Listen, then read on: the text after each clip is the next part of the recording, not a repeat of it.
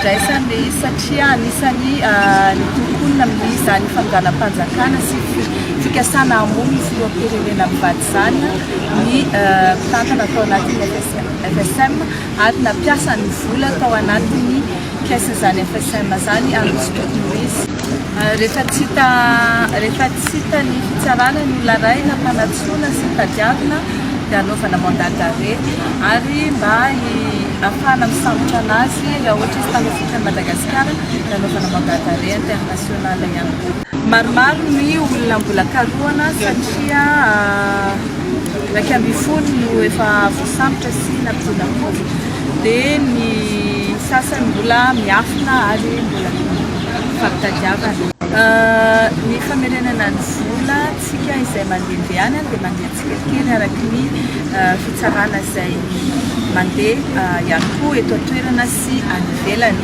Ny abetsahan'izany vola izany dia mitombo hatrany hatrany arakaraky ny fandrosoan'ny dossier satria isika rehetra raha dia miara-mahita fa mitombo ihany koa ny profo izay azonay ny fandehanany fitsarana fotsiny no miakina amin'ny fitsarana izay avoakantsika ary miakina amin'izay ihany koa ny famerenana an'izay vola izay sy ny montant an'izany vola averina izany.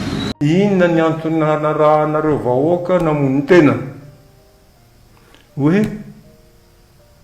tamin'ny voalohany dia tsy mila rehefa misy banque mondiale socialiste tsika nefa zao tonga Jacques Felbert mangataka nefa misy banque mondiale tonga Riavalmanana zao tsika fa iverina nefa misy banque mondiale tonga raha dona mondiale iverina amintsika amin'izay ny reconnaissance internationale. Inona fotsiny ary nanasorana ka hoy zay hoe misy zavatra tsy levonivavoniko nataon'ny vahoaka dia mbola namerina tamin'ny après 91 namerina tamin'ny 2002 namerina tamin'ny 2009 zany mampitotongana ny fiainam-pirenena amin'izao fotoana izao.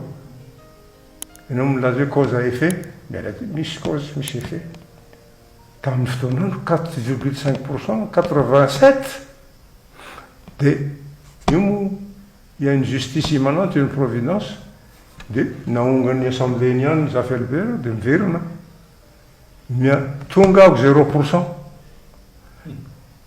Ahongany Ravalomanana sy ny vahoaka Antananarivo za tsy milaza hoe merina vahoaka an'Antananarivo satria 50% ny vahoaka an'Antananarivo io avy any amin'ny province vahoaka an'Antananarivo fa tsy ny vahoaka rehetra.